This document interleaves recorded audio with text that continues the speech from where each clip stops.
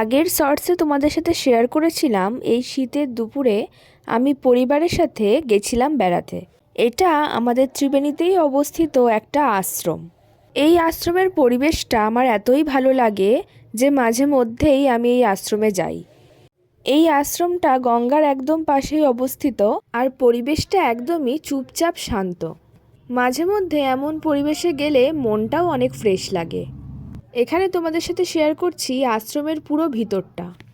তোমাদের কার কার এমন শান্ত নিরিবিলি পরিবেশ অনেক পছন্দের? এমন পরিবেশে আমি একা একাই বসে বেশ কিছুক্ষণ কাটিয়ে দিতে পারি। এতে মাইন্ডটা অনেক ফ্রেশ লাগে। সারা সপ্তাহের ব্যস্ততার মাঝে আমি একবার হলেও চেষ্টা করি এখানে আসার।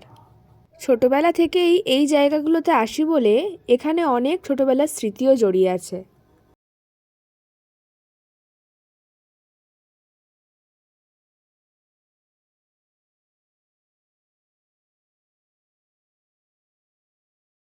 এটা ওই আশ্রমের পাশেই অবস্থিত একটা পীর গাজিতলা।